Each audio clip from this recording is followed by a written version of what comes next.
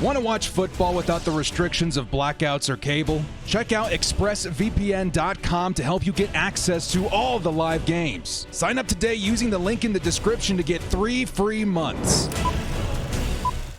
Kia ora, Bolt fam, it's the director. Chargers fans, how about that game yesterday? Los Angeles Chargers fans, how you feeling, dudes? The Chargers take down the Tennessee Titans on that Week 15 matchup, one with so many playoff implications on the line. The Chargers able to survive and figure that game out. And honestly, dudes, our postseason hopes just went sky high. And I promise you, towards the end of this video, we're going to go over exactly what the Chargers' chances look like in the future in terms of opponents, etc., etc.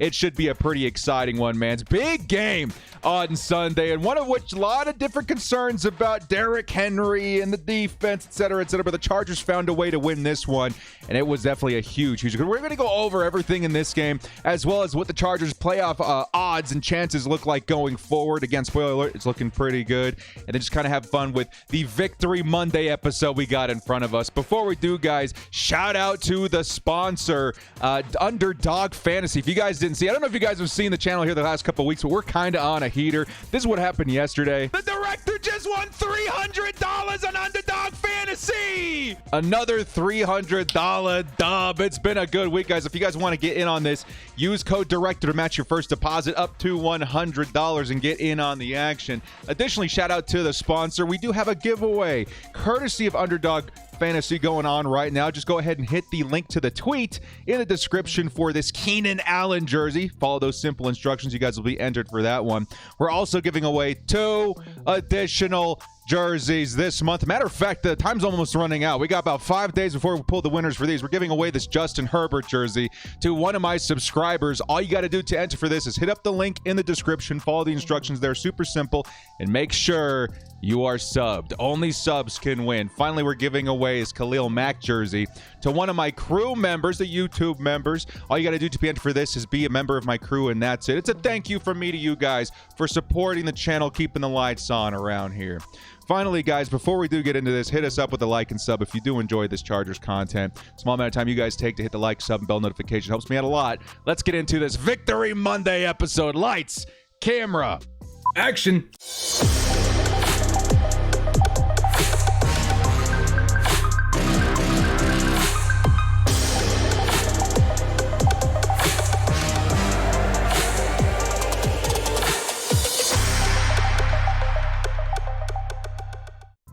The Chargers versus Tennessee Titans, Week 15 post-game report. We're going to dub this one Playoffs in Sight. Dudes, I'm so excited. I don't know about you Chargers fans, how long everybody here has been a fan. I haven't been a fan that long compared to other fans, but I have been here a solid 15 years or so. It's been a long time, dudes, and I'm really excited to see the Chargers finally have that potential to go to the postseason under the Justin Herbert banner. It's been a long time. It's been a rough ride, but just getting Justin Herbert to the postseason, man, let that man do the rest. Things are looking pretty good. First, let's kind of go over what we saw in yesterday's game, starting with this segment called King Henry Contained. Not dethroned, but contained. And that's exactly what we needed in order to win this game. I think a lot of us went into this game knowing if we can just contain Derrick Henry, I think we're going to give ourselves a good shot at this one. And that's exactly what the defense did. But you know what? The defense also stepped up in very many other ways. The first one we're going to mention is the run defense, okay? Because coming into this game, our biggest worry was the poor run defense versus King Henry in particular. This guy's huge, a monster, one of the most feared running backs in the NFL. And the Chargers, I think we've only allowed less than 100 yards like 3 or 4 times the entire season. Every game after that was 100 yards or more against the defense on the run, which is definitely not good. As a matter of fact, we've allowed over 200 yards this season thrice, 3 times in 2022. So we're all kind of, thinking that this is going to be a big game for Derrick Henry. I think, of course, I thought they was going to go over for 100, which is why we definitely put down that entry for Underdog Fantasy, which he did. But to our shock and surprise, the Chargers started very strong versus the run, and they never really let up. Sure, again, Henry went for over 100 yards, but that's something we knew we could overcome. And honestly, again, like in the preview video, kind of called it. I thought to myself, the Chargers, they can give up 100 yards, but if they can keep them within that 100 to 150 yard range, then the Chargers can overcome that. And that's exactly what they did. Huge credit needs to go to Sebastian Joseph Day and the man you'll see here in Braden Fayoko. These guys were all over Henry all night long. I think the Chargers at this point, they need to keep Fayoko in their plans for the foreseeable future, do they not? I think just, a couple seasons short of being the #1 defensive tackle in run stop rate. He's definitely one of those guys where I kind of scratch my head. I'm like, the Chargers, we not great versus the run, right? But we happen to have a defensive tackle that's one of the best versus the run. Why are we not using this guy again? Well, here's Fayoko taking down one of the best running backs in the NFL and putting up a great stat line this game. Fayoko, bravo to him. Sebastian Joseph Day, bravo to him as well. Those guys working in unison definitely helped out the Chargers' chances. And again, slowing down King Henry. Not dethroning him, but slowing him down. Big credit also needs to go to the linebackers this game as well, man. Drew Tranquil, Kenneth Murray. These guys have stepped up so big versus the run. In coverage, overall, everything. I feel like these guys, when Derwin James had to make his exit, these guys just got together and were like, guess what, man? We're going to have dinner at my house. We're going to talk shop. We're going to figure out how to elevate the middle of the field, even though Derwin ain't going to be here next week, maybe even the week after that. That's exactly what they did, man. That unit has been so unbelievably good over the middle. And yes, they have been a big hand in helping the Chargers run defense, try and elevate themselves from hot garbage to just all right. You know what? Just all right is all right in my book, dudes. Bit of an argument on the sideline with those two units. I don't know if you guys saw that. Defensive line, linebackers, those guys are kind of yapping out there. But these guys' standards are high, okay? And I think to the tune of what we saw in this last game, Chargers only giving up around 100 yards. Big reason why the Bolts were able to escape this one, because again, it was 14-17, very close score. Those little micro yards, micro adjustments, those adjustments versus the run, that's really where it, added up and counted the most to helping the Chargers come out of this one victorious. Next up, let's talk a bit more about the defense, which in my opinion has absolutely evolved. I think I read somewhere that it's evolved since the bye week, which I can definitely kind of see that. But these last couple of weeks in particular, they have been on another level. Now, we credited the defensive line and the linebackers, right, for stepping up versus Henry. That's pretty huge in and of itself, okay? A big reason why the Chargers won this game. But we also have to credit the secondary. Dudes, these guys have really found their footing. Tip of the hat to Nasir Adderley, right? Big interception like we're seeing here on the photo, but the entire unit just seems to be in sync.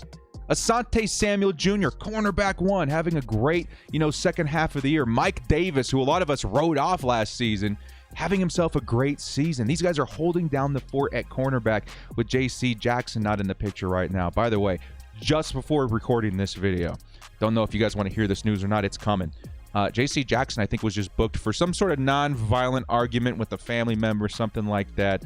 Not looking good for JC, man. I hope it's something not too serious. I hope that it's something that doesn't put a huge blemish on his record, because that just doesn't fit the Chargers culture. And I hope that he comes back next season fitting into this system beautifully. But as of right now, we have to point that out, because that is not what the Chargers are about. So we'll keep an eye on that storyline as we continue this week, okay?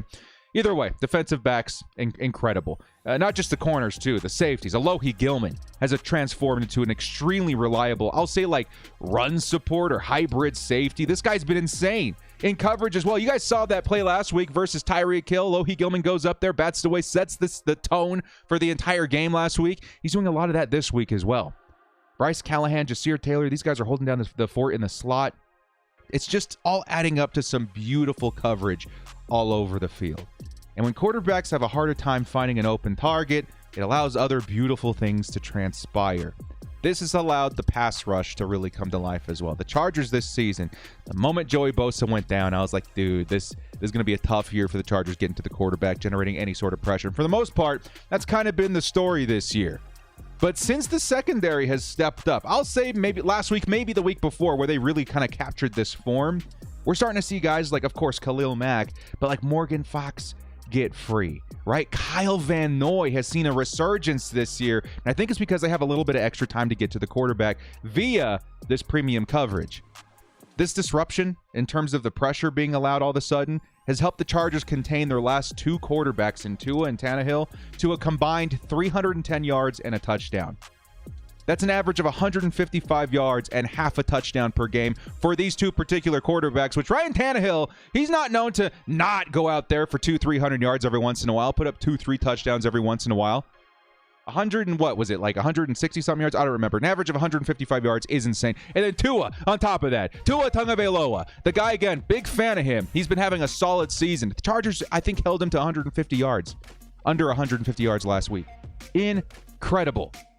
Brandon Staley really starting to turn a corner with the promises that he made when he was signed, right? A lot of us definitely felt that Brandon Staley on the hot seat. I still think he kind of could be just because of the circumstance of Sean Payton. But he's really starting to go out there and prove that he could be this defensive guru a lot of us were hoping to see on the team.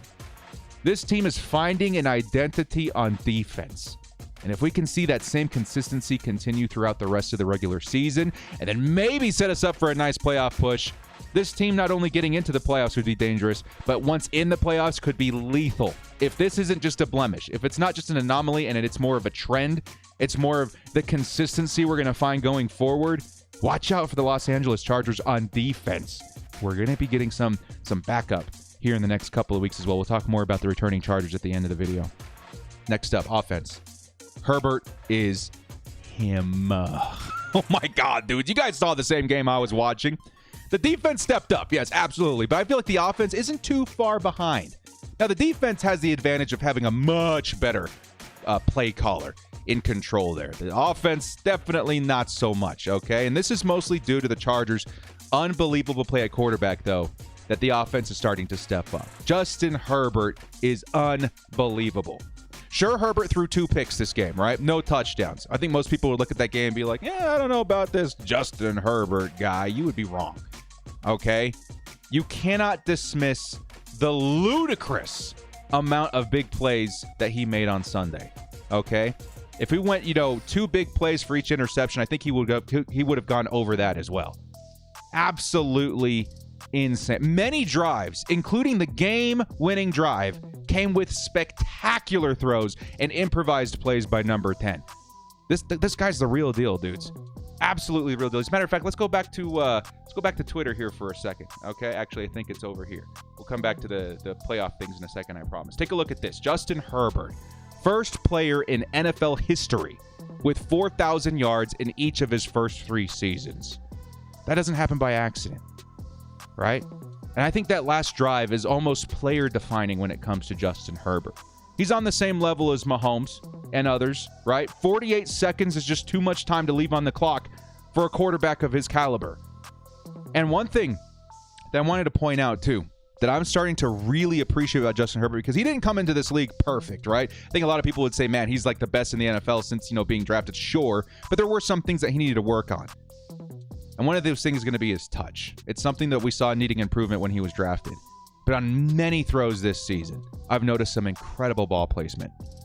A great example in this particular game was that first down to, I think Josh Palmer was the receiver, over the head of the defender. Beauty of a ball.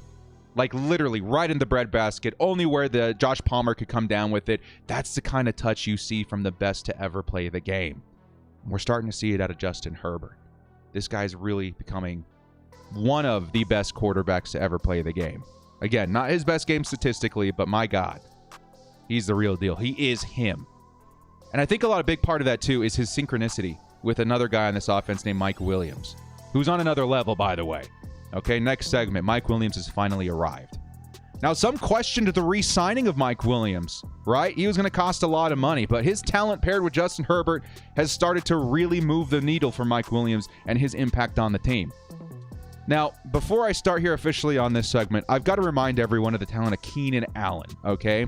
Keenan is the wide receiver 1 of this squad, right? And his production since returning from injury has been insane. He's been amazing. He's still the same old Keenan Allen, old reliable out there, right? But honestly, with that being said, Mike Williams is quickly evolving into one of the biggest playmakers in the league, and I would say a wide receiver 1, right? It doesn't mean that Keenan isn't a wide receiver 1, but Mike Williams might be one of the biggest impact players on this team at the wide receiver position. You guys remember last week versus the Dolphins? My jaw dropped to the floor when he went over the bodied out coverage of Xavier Howard for a stupid, impossible catch. Literally, you never see that. Mike Williams, that's just the kind of player he is. This week, we saw even more of that impossible talent on display, particularly on that last drive. And this catch, dudes, which is a beauty. Williams doesn't care if he's covered. Williams doesn't care if there's 2 defenders in his face. Mike Williams does not care if he's up against the sideline. He's making that catch. And that last drive to position the Chargers for a game-winning field goal, that proved it to me. Look at this catch, dudes. It's unbelievable. This is the kind of potential a lot of us saw in him in 2017 when he was drafted. We just never saw it, right? It flashed, but it just never stuck. He could never stay on the field. And sure, that's still a big thing we have to worry about with Mike Williams. But right now, it's a whole different story. Herbert has found an unshakable trust in the playmaker Mike Williams. And in moments where it counts the most, this duo is lighting the league on fire. I think I saw or heard somebody post that in a post, conference, interview or something like that. Mike Williams was saying, just throw me the ball, I'll come down with it. And he threw it, and here's Mike Williams likely setting up the Chargers to win this game. Mike Williams is without a doubt a wide receiver 1 in this league. We are just lucky the Chargers happen to have 2 in him and Keenan Allen. Big ups to Mike Williams, who, in my opinion, again, no disrespect to Keenan Allen, in my mind is becoming the biggest difference maker at wide receiver on this team, and we are sure as heck lucky to have him and Keenan Allen on the same squad. Next up, the run game returns. Now, quick shout out, okay? Not a super log segment here, but quick shout out to the running backs this game too, okay? Didn't have a crazy game statistically. Yes, the 2 touchdowns, only around 70-something yards. But you know what? The Titans have been a top 3 unit against the run this season. I think I expected around 70-something yards, not the touchdown, certainly. And the Titans did not look like a top 3 unit on Sunday versus Joshua Kelly and Austin Eckler. These guys found big success in one of the most important parts of the field, and that's the red zone. Maybe the most important part of the field. And that's where the Chargers have really been struggling. That is something we need to see more of, and I hope to find more success in. The Chargers running the ball for touchdowns. Because the Chargers haven't been particularly amazing in the red zone this year. That performance by that duo, though, does give me some hope. Can we find some success, some consistency in handing the ball off to our running backs to get into the end zone? I think maybe. I think possibly. And that especially elevates when you consider they could maybe use Xander Horvath a little bit more. I think he was involved as a blocker in some of these plays. But they also have Isaiah Spiller, et cetera, et cetera. Let's see that run game just kind of return a little bit. So tip of the hat to the running backs. Austin Eckler, Joshua Kelly, those guys had a big day and helped the Chargers put up touchdowns in order to go out there and win this one. Now, let's get into this next segment. Great catch by Donald Parham in this photo, right? What is the segment going to be, Director? Well, this segment's called The Great Bombardi. Couldn't find a great photo for it. The Chargers were pretty great on Sunday. Either way, The Great Bombardi. And this is called the cleanup segment, okay? Where we've arrived to the part of the video where the Chargers, amazing. We still have some things to clean up, okay? As a matter of fact, you can almost call this the weekly Lombardi segment. The play calling is at an all-time low on offense. But the team still keeps winning despite that, which is great. Still, I don't like seeing it hold us back at this point. Lombardi, in what seems like the most pivotal moments of every game, will always waste a snap or two trying a trick play, right? Swings, screens, things that are hurting this team. Sure, when it works, it looks great. But what's the success rate on those plays? I'm going to guess pretty low. And it's starting to become so redundant that it's almost laughable at this point. The whole spiel that we had about Justin Herbert at the top of the segment, that's despite this horrendous play calling by Joe Lombardi. And what's nuts is that Lombardi, I feel like he knows how good Justin Herbert is. He just can't seem to break out of his old habits to fully realize the potential of his prized quarterback in the league. Sure, I will give him some credit in saying we saw some amazing drives to get the Chargers in scoring position, right? Drive downfield a few times, use Justin Herbert to push, defenders back a little bit. It worked. But in the red zone, where it counts the most, and that's where, we see the signature Lombardi the most. This team has got to break these habits. And that's why the run game gets me so pumped, right? We saw several stalled drives where the Chargers should have scored. It did not. The run game did help soften that just a little bit. Hopefully the team can continue this streak despite Lombardi, because I don't see him changing anytime soon. And I don't know. I think it might be too late for the Chargers to try and change offensive coordinators, but the offense certainly could use a boost in play calling. Finally, the last thing the Chargers I think they need to start working on, we're going to call this segment the third quarter blues. Okay? The biggest predictable facet of the Bolts lately has been the third quarter blues. They just disappear. Not to be confused with the first quarter blues, which were definitely a statement in the first half of the season. That's since shifted to the third quarter. The Chargers, for some reason, just can't find a rhythm consistently throughout all 4 quarters. And now, especially when coming out of the tunnel. And it's part of the formula, right? That's been creating these absurd, close, heart attack environments for Chargers fans at the end of every single game. As this team gets closer to the postseason, because again, we're about to get into that right now. Every playoff caliber team is going to capitalize on a full quarter a team takes off, right? If you take that entire span of time away from any team in the NFL, their win chances go way, way down. Hopefully the Chargers find a way to break that trend soon. We got to get rid of the third quarter blues. I think a part of alleviating that, however, is just on the horizon. This next segment, just before the playoff segment, is called the Returning Bolts. It's just a quick update for you guys. Before we jump into the playoff picture, here's what we're looking at as far as returning players. Joey Bosa. Now, what is this? Monday around, 1 p.m.? Joey Bosa, no update yet. But Wednesday is what I'm feeling is going to give us our best hint at what's going on with Big Bear. Okay? I think he'll be back versus the Colts. That's my official stance on it, I guess. I think there's a chance he comes back and plays the Colts. Some people might say, Director, I think it's too soon. We don't really need him for that game. Maybe we do. Maybe we don't. Who knows? I would imagine that the Chargers will want to see him eased back in to the game, right? And I feel like the Colts would be a good game to do that, a good opponent to do that with. We don't need to see 100% of snaps for Joey Bosa versus the Colts, I wouldn't imagine. Again, we're not trying to downplay it. We're just trying to give the situation for Joey Bosa some insight here. I would say let's activate Joey Bosa. Hopefully he's ready, right? Give him some reps in practice. Hopefully things are looking good. If he looks good, let's ease him back into this game a little bit. You know, put him on a play count or something, a snap count or something like that. Just see how he feels. Let him ease himself back in, and then let's pull him out in his full, fury versus the Rams the next week. Because I feel like we're going to need Bosa back for those two games, the Rams and the Broncos. I think that's when we need Bosa back. But first, I would like to see him eased in. What about Derwin James? Well, Derwin, I'm starting to hear he should be back at practice this week, which is definitely huge news. That's big, dudes. He should insert himself into a secondary that's been lights out for the past few weeks. His X-Factor threat is going to be adding an extra layer to that defense that could really make a huge difference in the postseason. That's pretty big. I wish I grabbed photos of these last couple of guys here. That's pretty big, Derwin James. So I'm thinking that he should be back sooner than later. Then Rashawn Slater. Chargers fans asking me about him. Still no update. But again, the last thing I've heard is that there's a solid chance that he makes his return for the postseason if we were to make it there. That's pretty big. Now, lastly, again, this is not a player that's injured right now, but tip of the cap to Donald Parham, who's already returned. I had to give him a shout out. We know his value, and he's likely just warming up, but he had a pretty nice impact this game. We told you guys that with the Chargers using, Stone Smart and Trey McKitty a lot these last couple of weeks, that Donald Parham would come in and make an immediate impact. He did. And again, he's just warming up. Couple of targets, couple of nice receptions. That size and speed, it's going to be very important going forward. So with that being said, likely the biggest segment on this video that Chargers fans are asking me about, the playoff watch.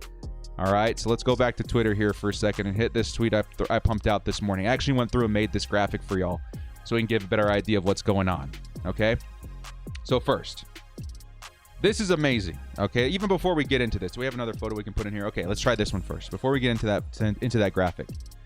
In this week, the Chargers needed three things to go right, okay? For week, was it 15, okay? The Chargers needed a couple things to go right. They needed Miami to lose, the Jets to lose, the Patriots to lose, and of course for them to win. Guess what? All of that happened. All of it. And this brought with it a significant boost to the Chargers' odds to make the postseason.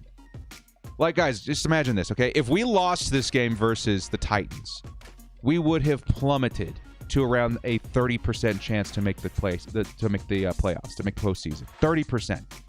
Instead, the Bolts are hovering just over 80% to make the postseason at this point. That is huge. That's how big this win was, right? Like a 50% chance boost. And a win over the Colts next week, that jolts us to around, in the 90s, I do believe.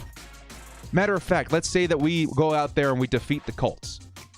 We would still be in the high 80s range if we lost our next two games after that to the Rams and the Broncos. They would still be in the high 80s range. That's how big this game was. Next week is pretty big too, but this win was especially important. Now, with that in mind, let's get into this graphic. The Chargers have a solid chance to even clinch a playoff spot as soon as next week versus the Colts, and this is how they do it. You guys can find this graphic on Twitter, on Instagram.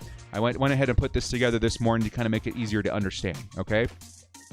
The Chargers in Week 16 can clinch a playoff berth with number 1 overall. The biggest thing they need to do is win their game versus the Colts.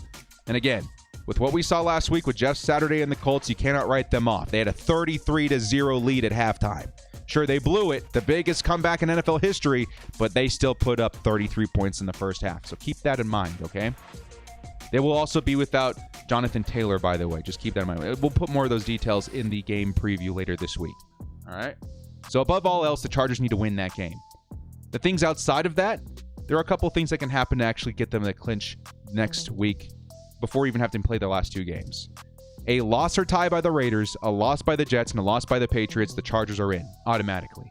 That's the simple version of it, okay? There's other versions with, loss, tie, whatever, between the Dolphins, the Patriots, the Jets, and the Raiders. But the simplest one is if these three teams lose and the Chargers win next week, which we saw a version of that happen this week, the Chargers clinch a playoff berth.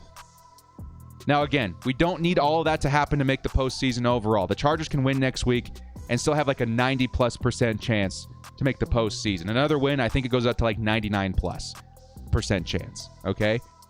But this is what you guys want to be looking for this next week. Root for the Chargers to win, like always, but we're hoping for the Raiders to lose, the Jets to lose, and the Patriots to lose. And if all that happens in sequence, like it did this last week, the Chargers are in. Nothing can knock us out, which is pretty massive. This team, dude, is very, very close. And this team, I would say, even outside talking about the playoffs, we have rounded a corner, man. The defense is playing lights out. Our playmakers are returning to the lineup. The Chargers are turning into a legitimate playoff threat. And yes, I don't mean playoff hopefuls. Of course, we're always going to be hopeful with that percentage chance. But in terms of once they're in, they'll be that team that nobody will want to face in the postseason. Because this isn't just a team with only Justin Herbert anymore, right? It'll be a Chargers team with Derwin, with Keenan, with Bosa, with Mike Williams, maybe even Slater, all back in the lineup. And trust me when I say this is a massive deal to this team's hopes of making a deep playoff push. Massive. Because all of a sudden, we've gone from that banged-up team on the side of the road to that version of the Bolts so many of us envisioned at the top of the season. And that version, that to many of us carried Super Bowl potential. And it's almost back. Fresh. Off the presses. At a time where it matters the most. We are likely on the cusp of witnessing our first playoff appearance in the Justin Herbert era. And with how things are trending, it could end up being a very, very special one. The Cinderella story of 2022. This banged-up Chargers team, they're back. And they have the ability to take down any team in the NFL. So all I got to say to you guys is, stay bolted, my friends, because this team is on the rise. The Chargers have begun their comeback tour.